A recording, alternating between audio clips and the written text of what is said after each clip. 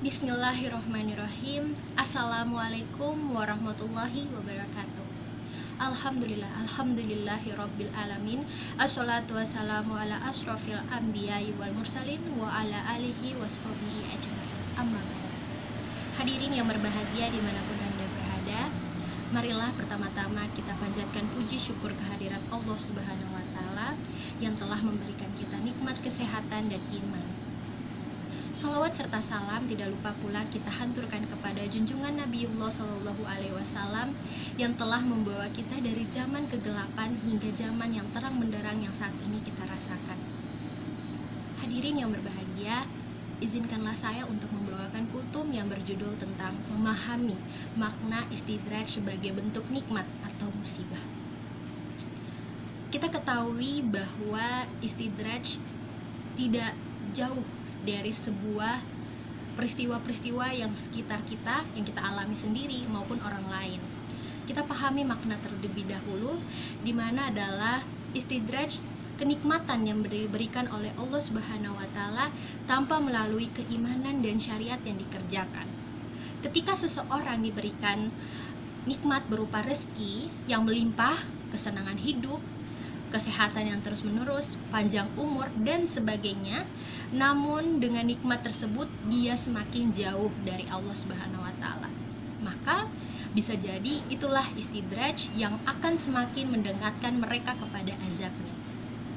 Dari Ubah bin Amir radhiyallahu anhu, Nabi Shallallahu alaihi wasallam bersabda, yang artinya, apabila Anda melihat Allah memberikan kenikmatan dunia kepada seorang hamba sementara dia masih bergelimang dengan maksiat, maka itu hakikatnya adalah istidraj dari Allah. Ketika seseorang lupa akan Allah dan tidak mengindahkan peringatannya, maka bisa saja Allah membukakan pintu istidraj kepada mereka, yaitu pintu nikmat yang sangat amat banyak, namun mereka akan bersifat sombong dan berbangga diri atas segala nikmat yang dikarunianya. Padahal bisa jadi itu adalah sebuah yang menyiksanya dengan tiba-tiba hingga mereka terdiam dan berputus asa dari segala kebaikan.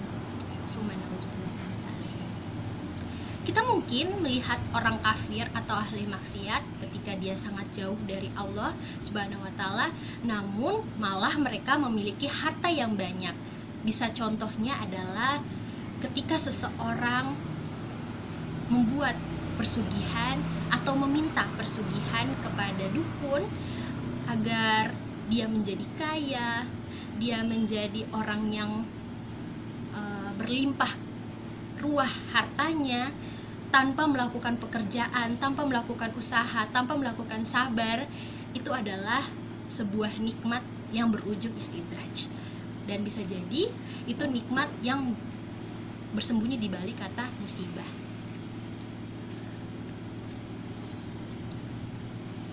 Di dalam Quran surah Al-Imran ayat 178 yang berbunyi, A'udzubillahi minasyaitonirrajim. Bismillahirrahmanirrahim.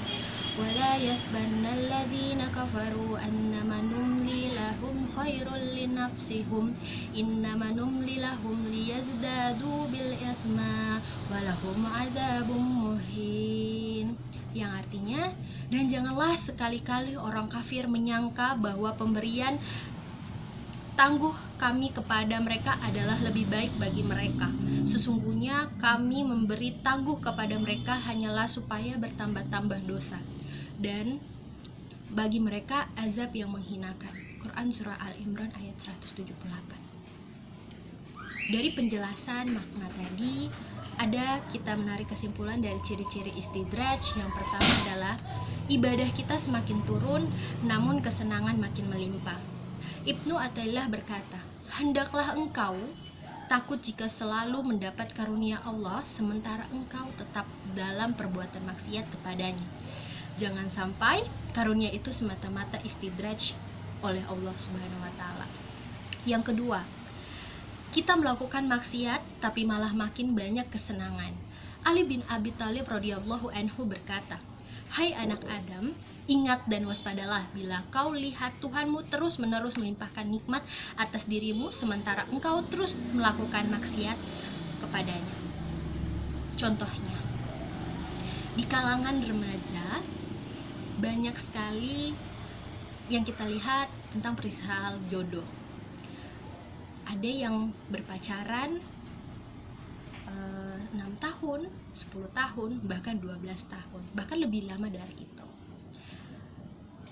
Padahal seorang muslim, kita dilarang untuk melakukan perzinaan, apalagi mendekati zina. Salah satu yang mendekati zina adalah perbuatan pacaran. Tapi di antara kita banyak yang beranggapan bahwa itu sebuah ridho dari Allah Subhanahu wa taala, memberikan jodoh, memberikan kelanggengan 10 tahun, 11 tahun, 12 tahun. Padahal nauzubillah min zalik, itu adalah sebuah istidraj atau musibah yang diberikan Allah. Mungkin saja mereka bersyukur atas yang diberikan Allah Subhanahu wa taala, atas kelanggengannya dengan pacarnya, tanpa kita tahu bahwa itu adalah sebuah nikmat yang diberikan Allah Subhanahu wa taala, namun setelahnya ada azab yang diberikannya. Selanjutnya, semakin kita kikir namun harta semakin banyak. Sebagaimana kita ketahui bahwa sebetulnya sedekah dalam membuat harta kita itu semakin banyak. Ketika kita dihinggapi sifat kikir, tak pernah zakat, infak, sedekah maupun mengulurkan bantuan orang lain, namun justru harta semakin melimpah ruah. Itulah menjadi salah satu ciri istidraj.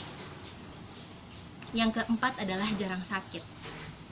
Imam Syafi'i pernah mengatakan, setiap orang pasti pernah mengalami sakit suatu ketika dalam hidupnya. Jika engkau tidak pernah merasakan sakit, maka tengoklah ke belakang, mungkin ada yang salah dengan dirimu. Ini sering terjadi terhadap kita sendiri, bahwa ketika kita merasa, kenapa ya saya selalu sakit? Ya Allah, kenapa saya selalu diberikan cobaan yang banyak melalui penyakit? Saya tidak bisa bekerja, saya tidak bisa melakukan kegiatan-kegiatan saya lainnya. Seharusnya kita sebagai manusia, umat Islam, berpikir secara positive thinking kepada Allah Subhanahu wa taala.